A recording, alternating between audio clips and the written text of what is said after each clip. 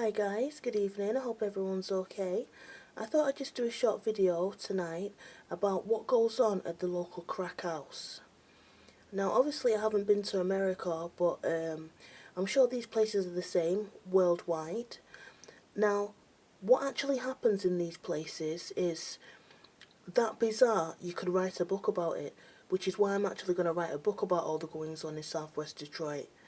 Now, 9 times out of 10, the crack dealers in this local area, they'll probably have some sort of drug habit themselves. And the reason they're selling this crack is to keep up their own habits so that they don't have to spend extra money on the drugs and they can just basically smoke the profits instead of selling it. Now, that's not the case with all of them, but that's the case with some. And I'm guessing in this area in Detroit, most of the dealers, I'd say about 40% of them are addicts themselves. Now this place, you guys, is full of violence, gossip, allegation, counter-allegation, fights, you name it. There's so much drama and trouble that goes on at these places. It's like hell on earth.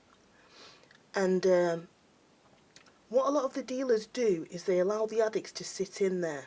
Because when you've got an addict sitting in you and you sell crack, you can obviously sell more drugs and make more money. So that's why a lot of the times, you know, when we watch the videos, you'll hear certain girls say, oh, I was at the crack house, I was at the dope house. They spend quite a lot of time there, and they certainly spend 95% of their money there. So these places are just full up of absolute mayhem. Now, in the drugs world, you might not think this, but every single dealer has got a favourite customer. Okay, I've known many dealers and they've all told me that they've got the favourite customers. Now with the girls in Detroit, let's say I'm the local crack dealer and they've come round to buy drugs and I notice that they're homeless. Because these girls are my favourite customers, I'm going to treat them well.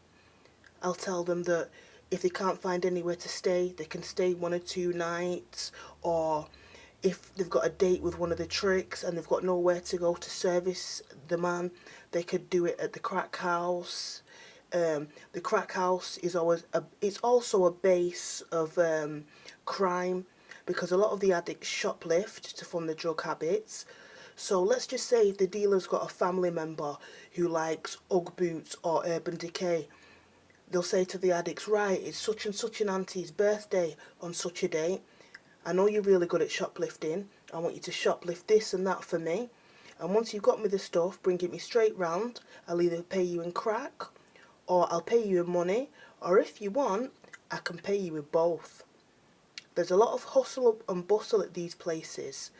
And one of the main reasons there's so much drama is because these people stay up for nights and nights and nights on end. I mean, a lot of the girls from Detroit have admitted in Mr. Daddy Tommy Reed's videos that they stay up 2, 3, 4 nights. I mean, Laurie Barron, in her interview, she admitted that she stayed up for 5 days, and in her younger days, she stayed up for over a week. So, you can only imagine the chaos and the mayhem in these places.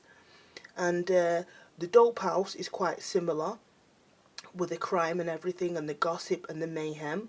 But the only difference really with the dope house is once these people have injected themselves with heroin, they pass out and fall out. Whereas in the crack house, with the crack users, crack is a stimulant, so it keeps you up. They're talking and talking, they're gossiping, they're in, out, in, out, in, out, involving in outside sex work, they're shoplifting back and forth. So there's a lot of coming and going, and there's a lot of traffic at the house. So I just wanted to come out and explain to you guys, because we hear so much about these places, and I'm sure to any of you who don't know or who have never been to a crack house or a dope house, you wouldn't know. Take care.